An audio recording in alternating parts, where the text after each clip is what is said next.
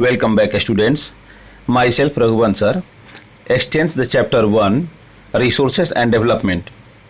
आज के वीडियो में हम आपका नेक्स्ट सब topic land degradation and conservation measures अर्थात भूमि का नाश या क्षय तथा इसे रोकने या बचाने के उपाय पर चर्चा करेंगे।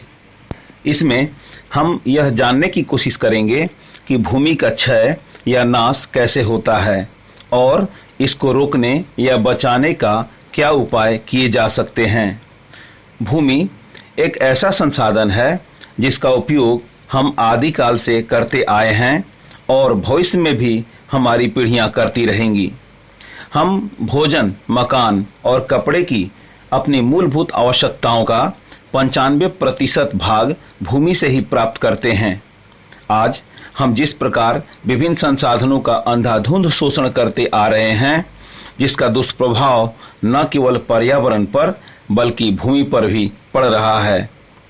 इस समय भारत में लगभग 13 करोड़ हेक्टेयर भूमि किसी न किसी रूप में डिग्रेडेड या नष्ट हो चुकी है।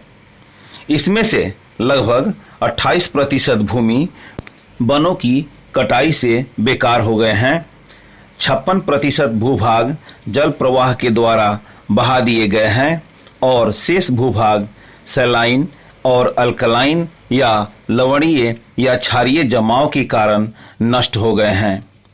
कुछ मानव क्रियाओं जैसे जंगलों की कटाई, ओवरग्रेजिंग अथवा पशुओं द्वारा अत्यधिक चराई, खनिजों का अत्यधिक उत्खनन ने भी भूमि को काफी हद तक नुकसान पहुंचाया है। इस प्रकार सन 2000 में हुए सर्वेक्षण के अनुसार कुल हुए बेकार या बंजर जमीन को एक पाई चार्ट से भी समझ सकते हैं। यहाँ 56% भूभाग जल द्वारा नष्ट भूमि, 28% वनों के कटाव के कारण, 6% भूमि में लवणीय और क्षारीय पदार्थों का जमाव होने के कारण तथा 10% भूभाग हवा के द्वारा भूमि का अपर्दन या क्षय हुआ है। खनिजों के खनन के कारण बने खाइयों और गड्ढों को तथा मलबे के ढेर इसी तरह छोड़ दिए गए हैं। झारखंड, छत्तीसगढ़, मध्य प्रदेश तथा उड़ीसा जैसे राज्यों में माइनिंग के लिए वनों का नष्ट करना लैंड डिग्रेडेशन का प्रमुख कारण है। दूसरी ओर गुजरात, राजस्थान, मध्य प्रदेश तथा महाराष्ट्र जैसे राज्यों में ओवरग्रेजिंग लैंड डिग्रेडेशन का दूसरा कारण है। पंजाब, हरियाणा और पश्चिमी उत्तर प्रदेश में ओवर इरिगेशन या अत्यधिक सिंचाई के कारण भूमि का ऊपरी सतह जिसमें ह्यूमस होता है काफी बह गया है और साथ ही वाटर लॉगिंग या जल जमाव के कारण मिट्टी में काफी मात्रा में सैलिनिटी और अल्कलिनिटी बढ़ गई है।